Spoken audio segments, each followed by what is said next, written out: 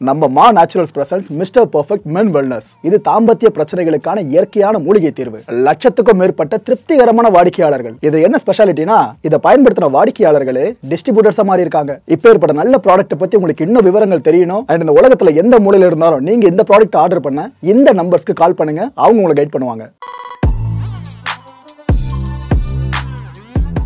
வணக்கம். Big topic with Karthik Maikumar. மாநாட்டில் விஜய் அவர்கள் பேசினது என்ன? இப்போ ஒரு ஈவெண்ட் நடந்திருக்கு, அதில் பேசியிருக்காரு பாருங்க, கிறிஸ்பாக பேசியிருக்காரு. ஆனால் பல விஷயங்களை அரசியல் நடி ததும்ப பேசியிருக்காரு.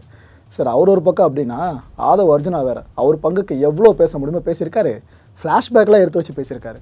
இது எல்லாம் எங்கே நடந்துச்சு, என்னென்ன பேசியிருக்காங்க, இதை பற்றி தான் முழுக்க பார்க்க போகிற நிகழ்ச்சிக்குள்ள போகலாம். அதான் நம்ம அரசியல் இனிமையும் கொள்கை இனிமையும் ரெண்டு பேரும் என்ன பண்ணுறாங்கன்னா, ரெண்டு பேரும் பேசி வச்சுக்கிட்டு செட்டிங்லாம் பண்ணி வச்சுக்கிட்டு மாற்றி சோஷியல் மீடியாவில் ஹேஷ்டாக் போட்டு விளையாட்டுருக்குறாங்க. இங்கே என்ன நடந்துக்கிட்டு இருக்கு, இவங்க ரெண்டு பேரும் அடிச்சுக்கிற மாதிரி அடிச்சுப்பாங்களாம். அதை நாங்கள் நம்பணும். What bro, it's very wrong bro.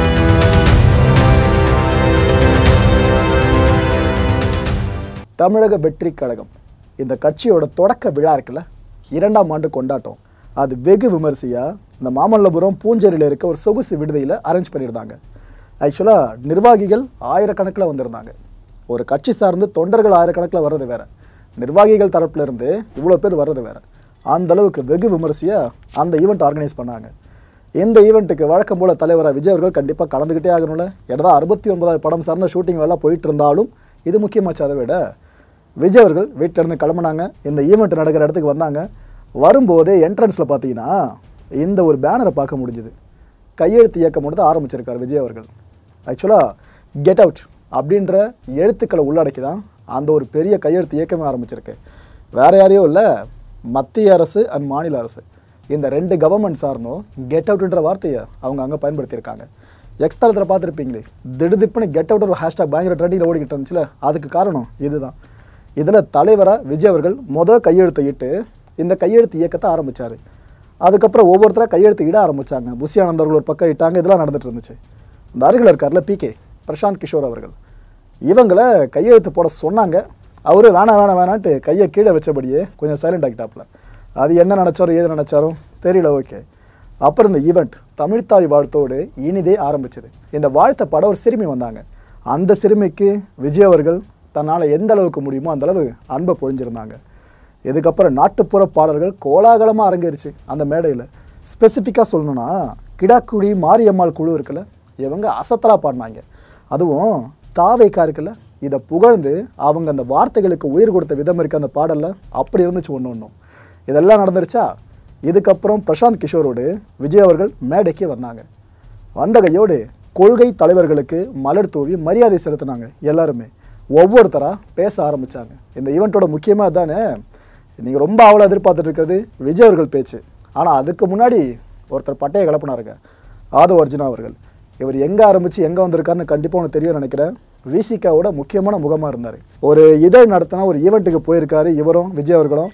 அப்போ ஸ்டேஜில் வச்சு சில விஷயங்கள் இவர் பேச, உட்கட்சி சார்ந்து அது பெரிய விவகாரமாக வெடிக்க, கூட்டணி கட்சியில் இருந்தவங்க என்ன சொன்னாங்களோ எது சொன்னாங்களோ, ஒரு கடத்தில் இவர் அங்கேருந்து வெளியே வந்து தாவேக்கால தன்னை இணைச்சிக்கிட்டாரு.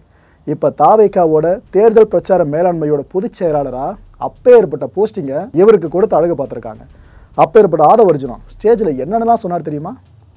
தமிழகத்தோட எதிர்காலம், தமிழகத்தோட முகம் விஜய், தளபதி விஜய்னு சொன்னார். மன்னராட்சி ஒழிக்கப்படணும்னு அந்த மேடையில் என்ன பேசினாரோ அதை தான் இங்கேயும் பேசினார். பிறப்பால் ஒருத்தர் முதல்வராக கூடாது அப்படின்னு நான் அப்போ பேசினேன் அந்த மேடையில். அதுக்கப்புறம் பல சூழ்ச்சிகள் என்னை சூழ்ந்துச்சு. அப்போ விஜய் அவர்கள் தான் என்ன அடைச்சாரு இந்த கட்சி சார்ந்து. இன்னும் பல பூகம்பங்கள் அரசியலில் நடக்க போகுது. சாதி அரசியல் பேசி தேர்தல் அரசியலில் வெற்றி பெற்ற கபடதாரிகள்னு இப்பேற்பட்ட வார்த்தைகளை பயன்படுத்தியிருந்தார். அவர் யாரை பாயிண்ட் அவுட் பண்ணி சொல்கிறாருன்னு புரிஞ்சிருக்கும்னு நம்புகிறேன். புரியாதவங்க இந்த ஸ்பீச்சை முழுமையாக கேளுங்க. மேடையில் அமர்ந்திருக்கக்கூடிய திருமதி விஜயலட்சுமி, உறுப்பினர் சேர்க்கை அணி செயலாளர் திரு மணிகண்டன், கொள்கை பரப்பு இணை செயலாளர் திருமதி தகிரா, கொள்கை பரப்பு இணை செயலாளர் திரு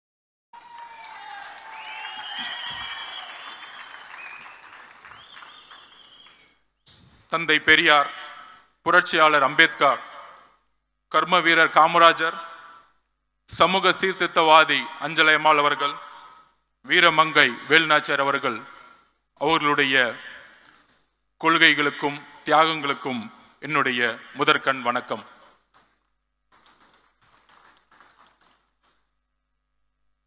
பிறப்பால் ஒரு தலைவர் உருவாகக்கூடாது, மன்னராட்சி ஒழிக்கப்பட வேண்டும் என்கின்ற ஒரு உண்மையை கூறியதற்காக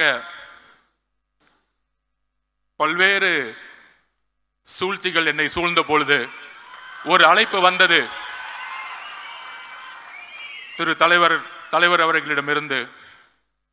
உங்களுடைய இடம், உங்களுடைய கொள்கை தமிழக வெற்றி கழகத்தில் இருந்து துவங்குங்கள் என்று. நான் ஏன் தமிழக வெற்றி கழகத்தில் சேர்ந்தேன் என்கின்ற பதிவை நான் இங்கு பதிவு செய்ய வேண்டும். சிறு வயதில் புரட்சியாளர் அம்பேத்கர் அவர்களிடமும் தந்தை பெரியார் அவர்களிடம் இணைக்கப்பட்டவன் நான். அந்த கொள்கை வழியில் பல்வேறு அரசியல் கட்சிகளில் பணி சேர்ந்த அனுபவம் இருக்கிறது. ஆனால் என்னுடைய ஒரே கேள்வி, தந்தை பெரியார் அவர்களை சமூக சீர்திருத்தத்தை பேசக்கூடிய இந்த அரசியல் 70 வருட அரசியல் எப்பொழுதும் புரட்சியாளர் அம்பேத்கரை மேடையில் ஏற்றியது கிடையாது.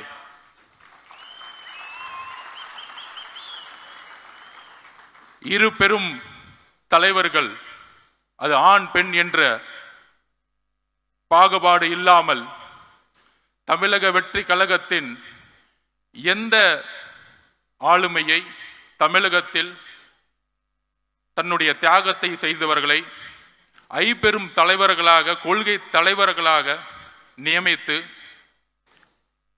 தன்னுடைய சினிமா என்கின்ற உச்சபட்ச ஒரு பொருள் ஈட்டக்கூடிய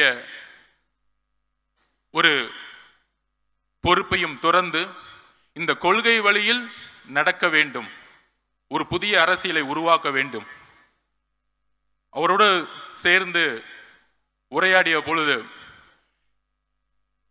எந்த அளவிற்கு கொள்கை ரீதியில் தன்னை உள்வாங்கியிருக்கிறார் என்கின்ற ஒரு புரிதலோடு என்னை தமிழக வெற்றி கழகத்தில் இணைத்துக் கொண்டேன். தலைவர் கூறியதை போல பெரியாரிசம் பேசுவார்கள், சமூக சீர்திருத்தம் பேசுவார்கள். ஆனால் ஜாதி அரசியலை பேசி தேர்தல் அரசியலில்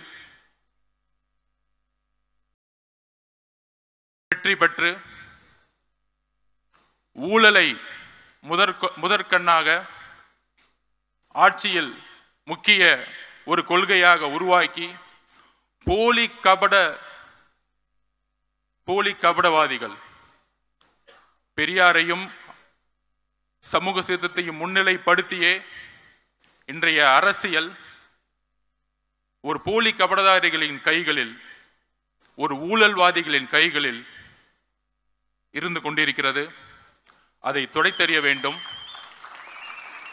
உண்மையான, அவர் கூறியதை போல மக்களிடம் உண்மையான உணர்வு அற்ற தலைவர்கள் தான் நான் பார்த்த பல்வேறு அனுபவங்கள். அந்த உணர்வு தமிழக வெற்றி கழகத்தில் இருக்கிறது. ஒரே கட்சி பெரியாரையும் அம்பேத்கரையும் இணைத்து சமூக சீர்திருத்தத்தை உருவாக்கக்கூடிய ஒரு இயக்கமாக பரிணமித்துக் கொண்டிருக்கிறது. சரியாக 1925களில் திராவிட இயக்க சித்தாந்தங்களும் நீதி கட்சியின் மூலம் உருவாக்கப்பட்டு எல்லோரும் சமம் என்ற கருத்தியலை நீதி கட்சியின் மூலம் உருவாக்கப்பட்டு, நீதி கட்சியின் ஆட்சியின் மூலம் உருவாக்கப்பட்டு, தந்தை பெரியார் மூலம் அந்த கொள்கைகளை திராவிட கழகம் மூலம் சேர்த்து அண்ணா அவர்கள் உருவாக்கிய எல்லோரும் சமகின்ற அரசியல் 1949 உருவாக்கப்பட்டு இன்றோடு கடந்த 100 வருடங்கள் ஆகிவிட்டது. ஆனால் பெரியார் அவர்கள் கண்ட கனவு, அண்ணா அவர்கள் கண்ட கனவு, புரட்சியாளர் அம்பேத்கர் கண்ட கனவு எதுவும் நிறைவேற்றப்படவில்லை. எதுவும் நிறைவேற்றப்படவில்லை. வெற்றி பெற்று ஒவ்வொரு துறையிலும் ஊழல் செய்து 30 வருடங்களுக்கு முன்பு எந்த பொருளாதாரம் வலிமை இல்லாதவர்கள் இன்று மிகப்பெரிய கல்வி நிறுவனங்களை நடத்தி கொண்டு சினிமா துறையில் பல்வேறு தொழில்களை நடத்தி கொண்டு இருக்கின்ற ஒரு அரசாங்கமாக அரசை நோக்கிய ஒரு அரசியல் இன்று இருந்து கொண்டிருக்கிறது. அதற்கு ஒரே மாற்று தமிழக வெற்றி கழகம். அதற்கு ஒரே சிந்தனை உள்ள தலைவர் நம்மளுடைய தலைவர் விஜய் அவர்கள். எல்லோரும் பொதுவா கொள்கை ரீதியா இருக்கக்கூடியவர்கள் தொலைக்காட்சி விவாதிகள் பேசிக் கொண்டிருப்பார்கள். நடிகர், அவருக்கு கொள்கை தெரியுமா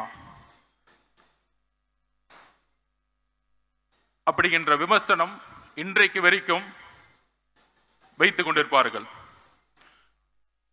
75 வருடங்களாக கொள்கை பேசிய தலைவர்கள் இதுவரையும் என்ன மாற்றத்தை உருவாக்கி இருக்கிறார்கள்? 2021 பிரச்சாரம் திமுக செய்த பொழுது தமிழகத்தை கடனில் செலுத்திய மாநிலம் அதிமுக 5 லட்சம் கோடியை விட்டு சென்றது. 15 வருஷமா 5 லட்சம் கோடி தமிழக அரசு வாங்கியது. இன்றைக்கு வந்த 4 வருஷத்துல 4 லட்சம் கோடி. இன்றைக்கு 9 லட்சம் கோடியாக கடன் சென்றுகிட்டு இருக்கிறது. Policy failures. கொள்கைகளை பேசி மேடைகளில் பேசி மக்களிடம் கவர்ச்சியை ஏற்படுத்தி அந்த கவர்ச்சி மூலம் ஆட்சியை ஏற்படுத்தி அந்த ஆட்சியின் மூலம் ஊழலை மட்டுமே செய்து கொண்டிருக்கின்ற ஒரு அரசாங்கம் தான் இன்றைக்கு இருந்து கொண்டிருக்கிறது. மேம்பட்ட நாடுகளில் ஊழல் எப்படி இருக்குன்னா, வளர்ச்சி ஊழல், பொருளாதாரத்தை உருவாக்குவாங்க, அதுல ஊழல் இருக்கும். இங்க கடனை உருவாக்கி அதுல ஊழல் பண்றாங்க. இதுதான் பிரச்சனை. ஊழல் பண்றீங்க, ஒரு பொருளாதாரத்தை உருவாக்கி ஊழல் பண்ணா கூட ஒரு பெரிய புரட்சியை மேலை நாடுகளை பார்க்கலாம். இங்க கடனை உருவாக்கி ஊழலை செய்து கொண்டிருக்கிறார்கள். நம்மளுடைய தலையில எல்லாம் 9 லட்சம் கோடி இருக்கு. இன்னைக்கு 4 வருஷத்துல 4 லட்சம் கோடி. கேட்டா பொருளாதாரம் வளர்ந்துருச்சு, 10 லட்சம் கோடியை கொண்டு வந்துட்டோம். எல்லாமே மீடியா செட்டிங், பக்கா செட்டிங் பண்ற தவிர எதுவுமே தெரியாது. நான் ஒண்ணு கேட்கிறேன். என் தலைவரை பார்த்து நடிகர் இருக்கிறீங்க. அவர் எப்பவுமே சொன்னார், இப்ப கூட பதிவில், என்னுடைய ஒரே ஒரு கமிட்மெண்ட் இருக்கு, முடிந்தவொடனே என்னுடைய வாழ்க்கை முழுவதும் மக்களுக்காக டிக்ளேர் பண்ணிட்டார்.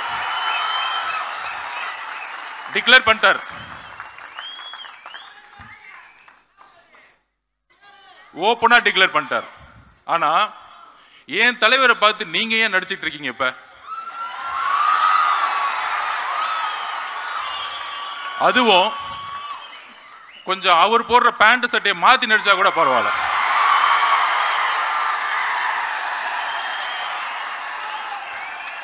இதுல இருந்து ஒரு பதிவாகுது, உங்களுக்கு முதல்வரும் ரசிகர் தான்.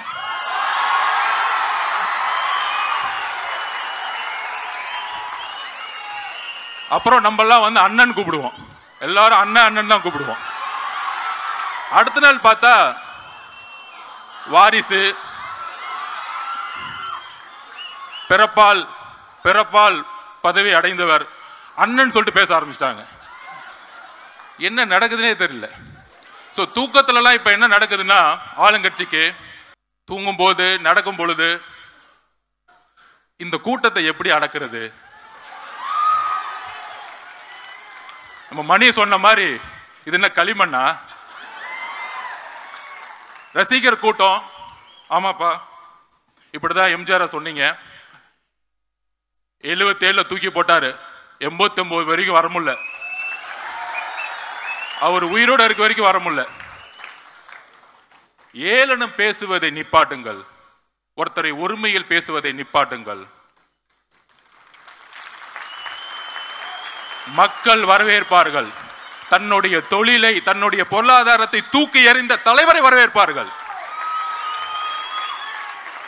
ஆட்சியை அமைத்து பொருளாதாரத்தை உருவாக்கக்கூடிய அரசாங்கங்கள் தான் நாம் பார்த்துக் கொண்டிருக்கிறோம். பொருளாதாரத்தை தூக்கி எறிந்த ஒரு தலைவரை நாம் பார்த்துக் கொண்டிருக்கப்படுகிறோம். அதற்கு ஒரு தைரியம் வேண்டும். அந்த தைரியத்துடன் தான் நாமும் நம்முடைய தலைவரும் இங்க இருக்கக்கூடிய மாவட்ட செயலாளர்களும் ஒன்றிய பொறுப்பாளர்களும் ஏன் பூத் லெவல் செக்ரட்டரியிலும் எல்லோரும் ஒரே பயணத்தை நோக்கி செல்ல போகிறோம்.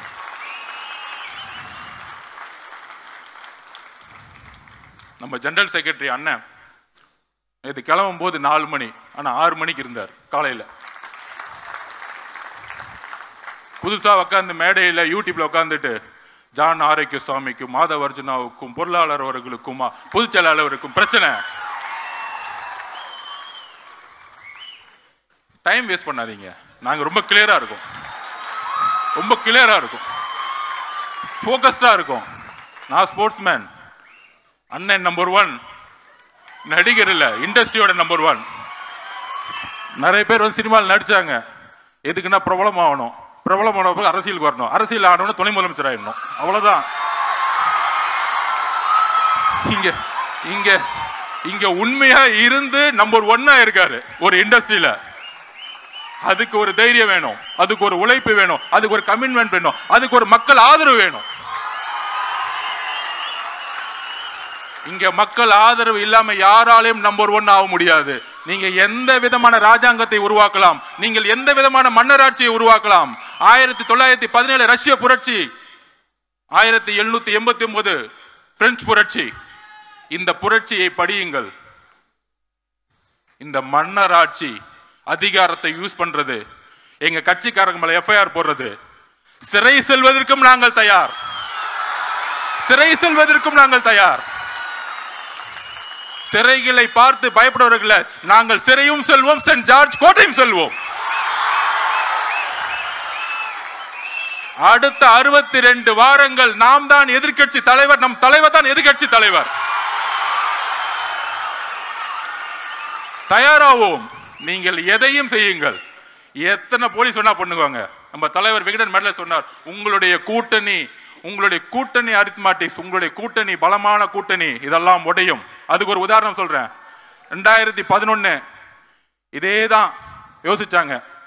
திமுக 30%, காங்கிரஸ் 10%, 40, அதோடு சேர்ந்து பிஎம்கே 8%, விசிகே எல்லாம் சேர்ந்து 55% வர சொன்னாங்க.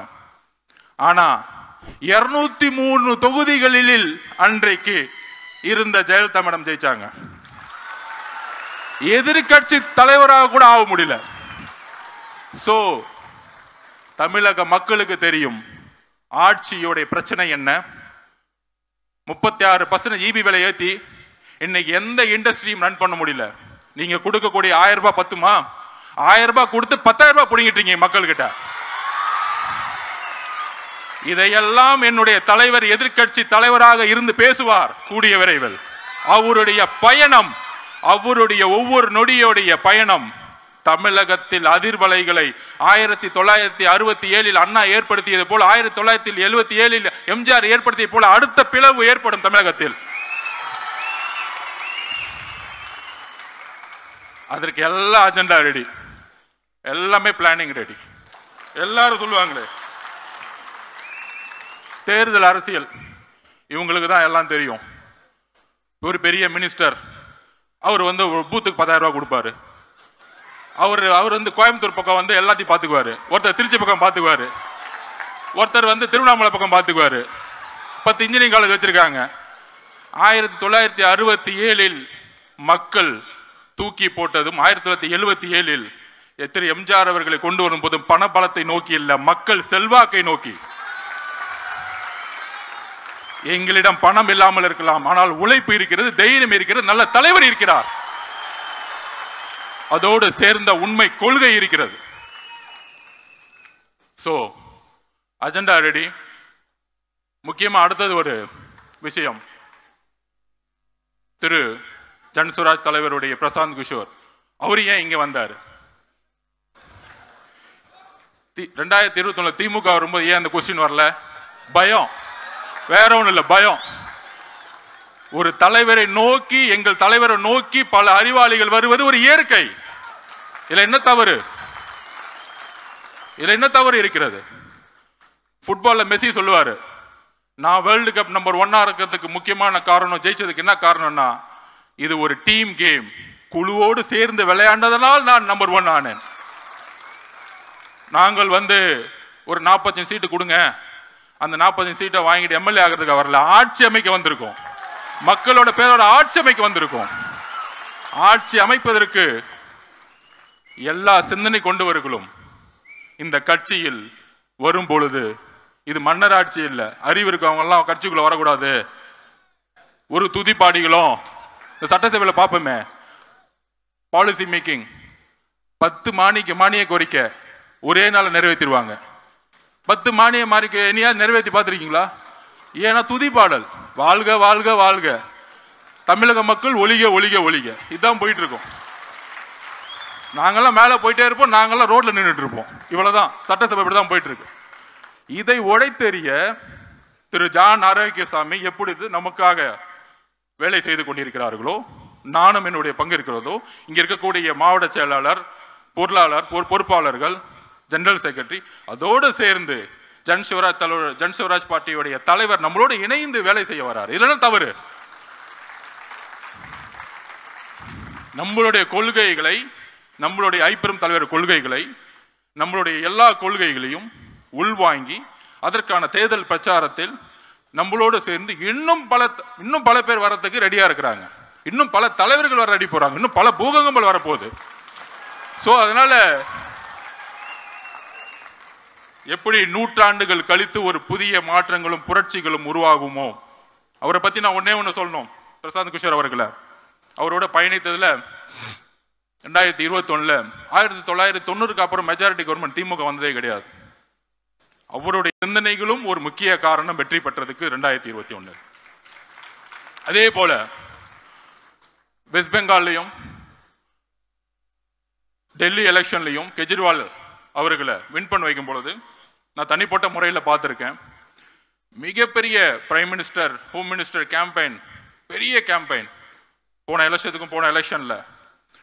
ஆனா அதுக்கான அந்த நேரத்தில் திரு கெஜ்ரிவால் அவர்கள் ஜெயிக்க முடியாதுங்கிறத சொன்னிச்சு. ஒரு சிந்தனையை கரெக்டா ஒரு டிசைன் பண்ணாரு, கட்சியோடைய கோஆர்டினேஷன்ஸை உருவாக்குனாரு. அந்த கோஆர்டினேஷனோட சேர்ந்து வரும் பொழுது அன்றைக்கு பிஜேபி மிகப்பெரிய தோல்வியை ஏற்படுத்தியது. ஸோ இன்னைக்கு இன்னும் மிகப்பெரிய தலைவர்கள், மிகப்பெரிய ஆளுமைகள்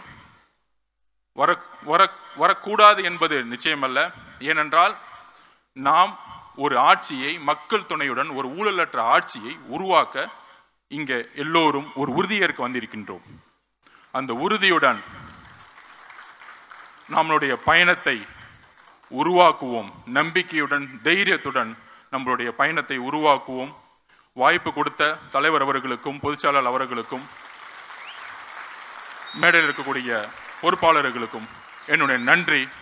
வெற்றி நிச்சயம். இப்போ நீங்கள் பார்க்க போகிறதா மிக முக்கியமான ஸ்பீச்சு. விழாவின் நாயகன் விஜய் அவர்கள், தாவைக்கோட தலைவர், அவர் என்னென்ன சொன்னார்னா, நாம் அரசியலுக்கு வந்ததால் ஒரு சிலருக்கு எரிச்சல் ஏற்பட்டிருக்குன்னு ஆரம்பித்தார். எனக்கு பின்னால் நிற்கிறவங்க இளைஞர்கள் தான். அப்போ எப்படி எம்ஜிஆர் அவர்கள் பின்னாடியோ அண்ணா அவர்கள் பின்னாடி இளைஞர்கள் நின்னாங்க, அதுபோல் என் பின்னாடி இப்போ நிற்கிறவங்களும் இளைஞர்கள் தான்.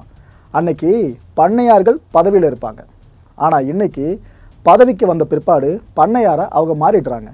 நம்ம கட்சி பண்ணையார்களுக்கான கட்சி கிடையாது, எளிய மக்கள் இருக்கீங்களே உங்களுக்கான கட்சி தான் தாவேகா. ஃபாசிசமோ பாயாசமோ அப்படின்னு ஹேஷ்டேக்லாம் போட்டு விளையாடிட்டு இருக்காங்கன்னு சர்க்காசம் மட்டும் போனாருங்க விஜய் அவர்கள். அவரோட ஃபுல் ஸ்பீச்சை இப்போ ஃபுல்லாக கேட்டு என்ஜாய் பண்ணுங்க. அரசியல் நடிக்கு பஞ்சமே இருக்காது. My friend, my brother, comrade in arms, founder Jan Suraaj party திரு பிரசாந்த் கிஷோர் அவர்கள் இன்னைக்கு நம்மளுடைய இந்த தமிழக வெற்றி கழகத்தினுடைய 2ஆம் ஆண்டு துவக்க விழாவிற்கு சிறப்பு விருந்தினராக கலந்துக்கிட்டு பேசியது மிக்க மிக்க மகிழ்ச்சி.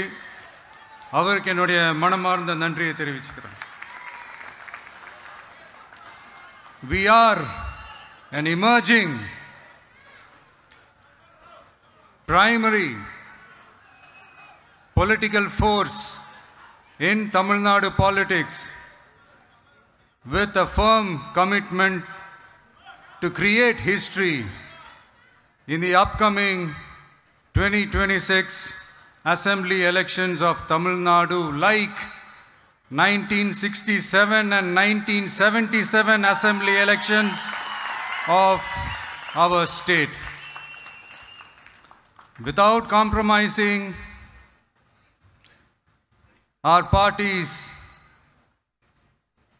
ideological principles at any cost, I am here to collaborate and work with you towards upholding the secular and democratic ideals in TN and beyond.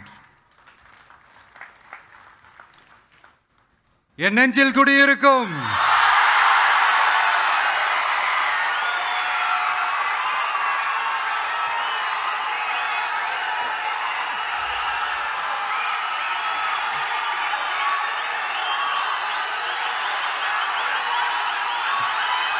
என்னுடைய தோழர்கள், தோழிகள்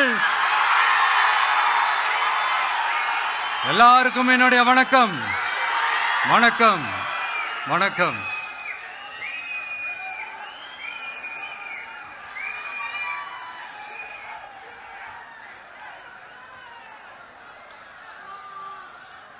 இந்த அரசியல்னாலே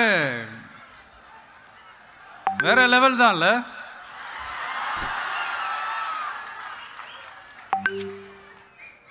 ஏன்னா இந்த அரசியல்ல மட்டும்தான் வித்தியாசமான ஒன்று நம்ம பார்க்கலாம்.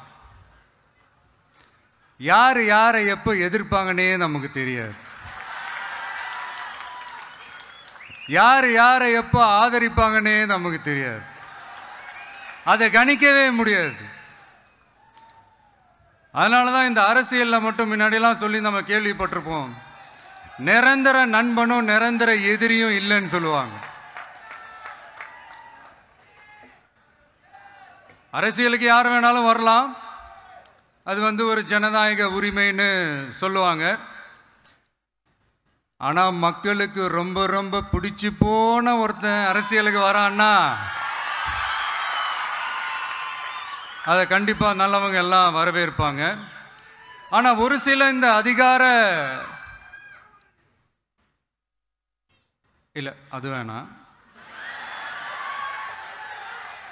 ஒரு சில பேருக்கு மட்டும் கொஞ்சம் எரிச்சல் வரத்தானே செய்யும். அது இருக்கும் தானே.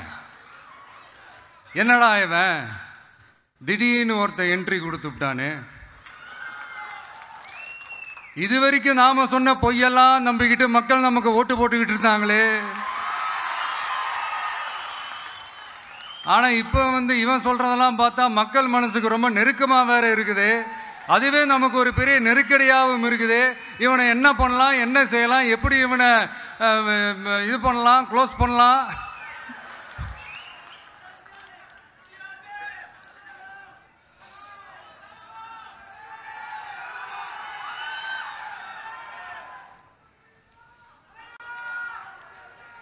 எப்படி இவனை க்ளோஸ் பண்ணலாம், ஒரு கன்ஃபியூஷன் ஒன்று வரும். அந்த கன்ஃபியூஷனில் கத்துறதா கதறதா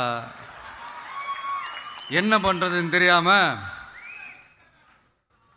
வர்றவன் போகிறவன்லாம் கட்சி ஆரம்பிக்கிறான்னு சொல்லி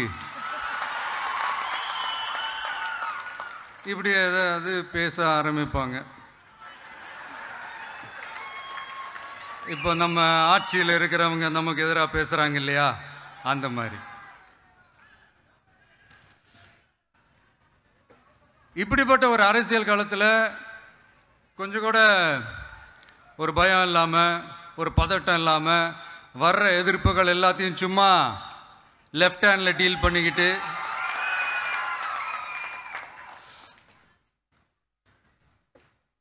இதோ நம்மளுடைய தமிழக வெற்றி கழகம் முதலாவது ஆண்டை கடந்து இப்போ 2வது ஆண்டில் அடி எடுத்து வைக்கிறோம். இந்த ஒரு காலகட்டம் தான் மிக முக்கியமான ஒரு காலகட்டம். ஏன்னா ஒரு அரசியல் கட்சிக்கு ஒரு பெரிய பலமே அந்த கட்சியினுடைய கட்டமைப்பு தான். அதுதான் அந்த கட்சியினுடைய ஒரு வேறு மாதிரி, ஒரு அடிப்படை பலமே அதுதான். ஒரு ஆலமரம் மாதிரி ஒரு கட்சி ஒன்று வளரணும்னா அதுக்கான அந்த வேர்களும் விழுதுகளும் ஸ்ட்ராங்காக இருக்கணும் இல்லையா. அப்படி தான் நம்மளுடைய இந்த அமைப்பை பலப்படுத்துகிற ஒரு வேலையை தான் இப்போ நம்ம செஞ்சுக்கிட்டு இருக்கிறோம். தமிழ்நாடு முழுக்க மாவட்ட நிர்வாகிகள் எல்லாரையும் தேர்ந்தெடுத்து அறிவிச்சிட்ருக்கிறோம். இந்த நேரத்தில் நம்ம மேலே ஒரு கம்ப்ளைண்ட், அது என்னென்னா, அதுதான் எனக்கும் புரியல. நம்மளுடைய மாவட்ட நிர்வாகிகள் எல்லாருமே வெறும் இளைஞர்களாகவே இருக்கிறாங்களாம். ஏன் இருந்தா என்ன?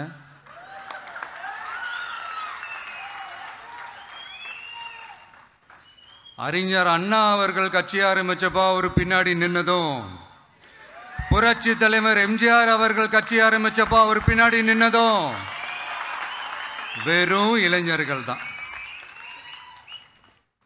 அந்த இளைஞர்களால தான் 1967லையும் 1977லையும் அந்த 2 தேர்தலையுமே ஒரு மிகப்பெரிய ஒரு வெற்றி கிடைச்சது. வரலாறு, அதுதான் வரலாறு. இப்போ அதே மாதிரி நம்ம மேலே இன்னொரு கம்ப்ளைண்ட், அது என்னன்னா, நம்மளுடைய கட்சி நிர்வாகிகள் எல்லாருமே சாதாரண குடும்பத்திலிருந்து வந்தவங்களாம். அதே தான் இங்கேயும் கேட்குறேன், ஏன் வரக்கூடாதா?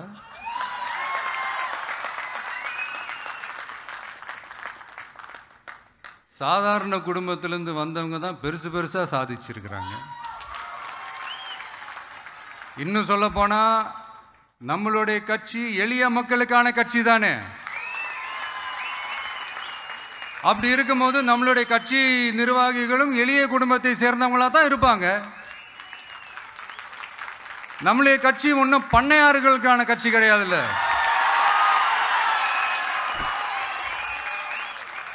முன்னாடிலாம் அந்த காலத்தில் பண்ணையாருங்க தான் பதவியில் இருப்பாங்க. இப்போ கொஞ்சம் உள்டா மாறிடுச்சு, பதவியில் இருக்கிறவங்களாம் பண்ணையாரா மாறிடுறாங்க.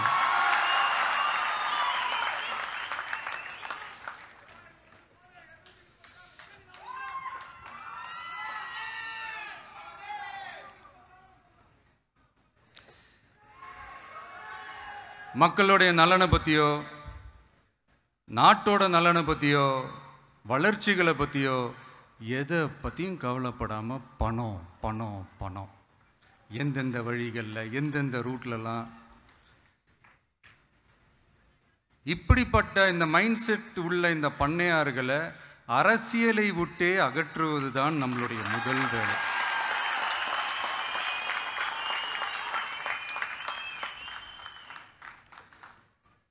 அதை ஜனநாயக முறைப்படி நம்ம செய்கிறதுக்கு தான் 2026 தேர்தலை நம்ம சந்திக்க போகிறோம். அந்த தேர்தலை சந்திக்க ரொம்ப ரொம்ப முக்கியமான விஷயம் பூத் லெவல் ஏஜென்ட்ஸ், BLA அப்படின்னு சொல்லுவாங்க. அது ரொம்ப ரொம்ப முக்கியம். ஏன்னா நீங்கள் பார்த்தீங்கன்னா தமிழ்நாட்டில் அந்த பெரிய பெரிய கட்சிகளுக்கு தான் அந்த BLAலாம் ரொம்ப ஸ்ட்ராங்காக இருக்கும்னு சொல்லுவாங்க. ஒரு அப்ராக்சிமேட்டாக ஒரு 69,000 பூத்ஸ் இருக்குது. அது எல்லாத்துக்குமே பூத் ஏஜென்ட்ஸாக நம்மளுடைய கட்சி தோழர்களை தான் நியமிக்க போகிறோம். கூடிய சீக்கிரமே பூத் கமிட்டி மாநாடுன்னு ஒன்று நடத்த போகிறோம். அன்னைக்கு தெரியும் தமிழக வெற்றி கழகம் எந்த ஒரு பெரிய கட்சிக்கும் கொஞ்சம் கூட சளைச்சதில்லைன்னு. அன்னைக்கு தெரியும் தமிழக வெற்றி கழகம் தமிழ்நாட்டில் முதல் சக்தியா, முதன்மை சக்தியா, பவர்ஃபுல்லாக இருக்குதுன்னு அன்னைக்கு ப்ரூவ் ஆகும். இப்போ புதுசாக ஒரு பிரச்சனை ஒன்று கிளப்பி விட்டுட்டு இருக்கிறாங்க, மும்மொழி கொள்கை.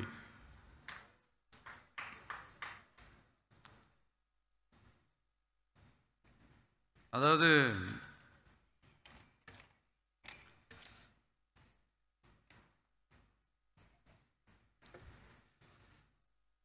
இதை இங்கே செயல்படுத்தலைன்னா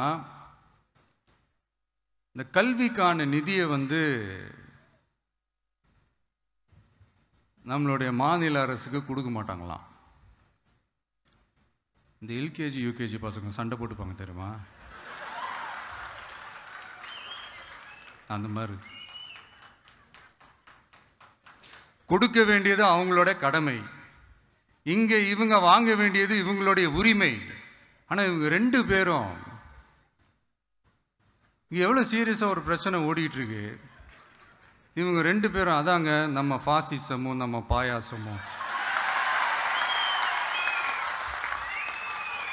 அதான் நம்ம அரசியல் இனிமையும் கொள்கை இனிமையும் ரெண்டு பேரும் என்ன பண்ணுறாங்கன்னா, ரெண்டு பேரும் பேசி வச்சுக்கிட்டு இந்த செட்டிங்லாம் பண்ணி வச்சுக்கிட்டு மாற்றி மாற்றி சோஷியல் மீடியாவில் ஹேஷ்டாக் போட்டு விளையாட்டுருக்குறாங்க.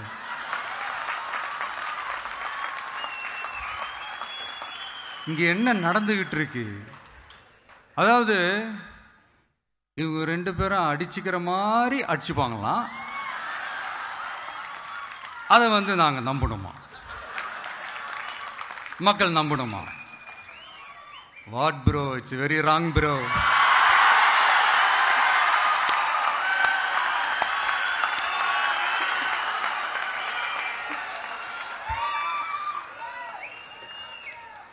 இதுக்கு நடுவில் நம்ம பசங்க உள்ள பூந்து அங்க ஒரு சம்பவம் ஒன்று பண்ணிட்டு டக்குன்னு வெளியே வந்துடுறது.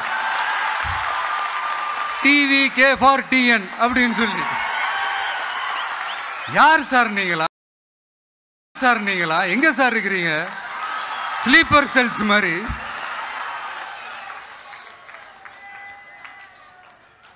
அதனால இதெல்லாம் மக்களுக்கு நாம சொல்லி புரிய வைக்க வேண்டிய அவசியமே கிடையாது. அவங்களுக்கே தெரியும் இதெல்லாம் எவ்வளோ பெரிய ஒரு ஏமாத்து வேலைன்னு. நம்ம ஊர் சுயமரியாதை ஊர். நாம் எல்லாரையும் மதிப்போம். ஆனால் சுயமரியாதையை மட்டும் யாருக்காகவும் எதுக்காகவும் விட்டு கொடுக்க மாட்டோம். நாம் எல்லா மொழிகளையும் மதிப்போம். அதில் மாற்றுக்கிறதே கிடையாது. தனிப்பட்ட முறையில் யார் வேணாலும் எந்த ஸ்கூலில் வேணாலும் படிக்கலாங்க. உனக்கு எந்த மொழி வேணுமோ, எப்போ கற்றுக்கணுமோ, உனக்கு எப்போ தோணுதோ கற்றுக்கலாம். அதெல்லாம் அவங்கவுங்களுடைய தனிப்பட்ட ஒரு உரிமை. ஆனால் கூட்டாட்சி தத்துவத்தை மீறி மாநில தன்னாட்சி உரிமைக்கு எதிராக ஒரு மாநில அரசின் மொழி கொள்கையை, கல்வி கொள்கையை கேள்விக்குறியாக்கி வேறு ஒரு மொழியை வலுக்கட்டாயமாக திணிச்சா, அதுவும் அரசியல் ரீதியாக திணிச்சா எப்படி ப்ரோ?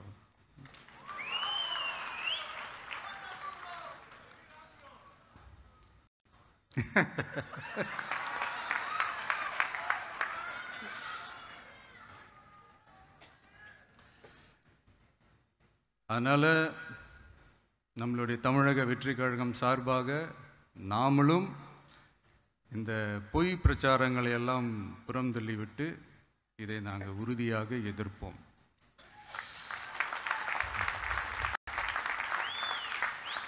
கான்ஃபிடென்ட்டாக இருங்க, நல்லதே நடக்கும், வெற்றி நிச்சயம். மீண்டும் சந்திக்கும் வரை நன்றி, வணக்கம். இந்த கான்டென்ட்டை பொறுத்த வரைக்கும் சிந்திக்க வேண்டியது தமிழக மக்கள் நீங்க தான். Every leader knows that they have to come to Tamil Nadu and say Vannakam, and Tamilians will be very happy. I'm wondering, it's like 3 hours, almost 3 hours, almost equivalent to a movie, and you are listening his speeches after his speech, and the real actor is yet to come, and you are still excited. So I'm not going to take much of your time. Just few words. Thank you very much. Thank you, Mr. Bijay. Thank you, TVK family. Thank you, Tamil Nadu. There's a lot of chatter today, probably last few days, and going to be in next few days as well. It's about TVK and PK. What it means. A lot of people think that TVK with PK has a better chance to win. A lot of people are also anxious what it would do. A lot of you would also be skeptical. Does it even add anything? Let me tell you at the beginning, your victory or the final result, whatever it may be, has got nothing to do with PK. It has got all to do with what you do, what your leader does, what the workers of TVK supporters will do. Then why I'm here? 4 years I have not stepped in this domain. Last time I have worked with any leader or any party was in 2021, and it so happened it was Tamil Nadu only. Tamil Nadu and West Bengal, after which I retired. I announced my retirement from what I used to do, and media used to call it political strategy. Then after 4 years, why I'm here? I'm not here to strategize for TVK. You don't need my strategy. I'm not here to help my brother, my friend Bijay, because he doesn't need that help. I'm here because I truly feel that my announcement has been that I will not work with any leader or party. But then Bijay is not a leader. He is not a leader, political leader for me. He is the new hope for Tamil Nadu. And that's why I'm here. TVK is not a political party for me. It's a movement of millions of those who want to see a new political order in Tamil Nadu.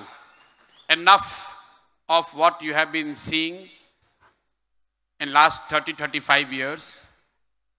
It's time for change, and TVK under the leadership of Bijay represents the change, the hope, and that's why I'm here. ஆக்சுவலாக போகிற போக்க பார்த்தா ஜனநாயகன் படம் இருக்குல்ல, இது அவ்வளோ சீக்கிரம் தேட்டருக்கு வராதுன்னு நினைக்கிறேன். என்னென்ன கலைபுரங்கள் அப்போ வெடிக்க காத்திருக்குன்னு தெரியல. நான் சொல்கிறது அரசியல் தெரிந்தவருக்கு தெளிவாக புரியும்னு நம்புகிறேன். பார்ப்போம். கடைசி படம் அனௌன்ஸ் பண்ணியிருக்காரு. இது வரத்துக்குள்ளே என்னென்ன அக்கப்போர்கள் நடக்க போதோ. ஏன்னா ஒரு மேடையில் இவங்க பேசுகிற ஒவ்வொரு விஷயங்களும் இப்போ பெருசாக வெடிக்காது. தேர்தல் நெருங்க பெருசாக வெடிக்க ஆரம்பிக்கும். படம் ரிலீஸாக நெருங்க ரொம்ப பெருசாக வெடிக்க ஆரம்பிப்போம். பார்ப்போம். இந்த 2ஆம் ஆண்டில் அடியெடுத்து வச்சிருக்க தாவேகாவுக்கு நம்மளோட மனமார்ந்த வாழ்த்துக்களை பதிவு பண்ணிப்போம். அடுத்த நிகழ்ச்சியில் சந்திக்கலாம். நன்றி, வணக்கம். வணக்கம் மாயம் ஸ்டுடியோஸ் நண்பர்களே. மாயம் ட்ரெண்ட்ஸ் அப்படின்ற ஒரு புதிய ஃபேஸ்புக் பேஜை ஓப்பன் பண்ணியிருக்கோம். நீங்கள் யூடியூப்பில் பார்த்துட்டு இருக்கீங்களா நம்மளோட கான்டென்ட்ஸ்லாம். இதெல்லாம் விட ஒரு படி மேலே ரொம்ப கிறிஸ்பாகவும் ரொம்ப சூப்பராகவும் நிறைய கான்டென்ட்ஸ் உங்களுக்கு இந்த பேஜில் காத்துட்ருக்கேங்க. ஸோ உடனடியாக ஃபேஸ்புக் பிளாட்ஃபார்ம் போங்க, மாயம் ட்ரெண்ட்ஸ்னு டைப் பண்ணி சர்ச் பண்ணி நம்ம பேஜை ஃபாலோ பண்ணுங்கள். அப்படியே நம்ம சேனலையும் நீங்கள் சப்ஸ்கிரைப் பண்ணிட்டீங்க அப்படின்னா இன்னும் நிறைய புது கான்டென்ட்ஸை உங்களுக்காக ப்ரொடியூஸ் பண்ணி கொடுத்துக்கிட்டே இருப்பாங்க. நீங்கள் பண்ணுற ஒவ்வொரு சப்ஸ்கிரிப்ஷனும் எங்களுக்கு பெரிய மோட்டிவேஷனாக அமையும்.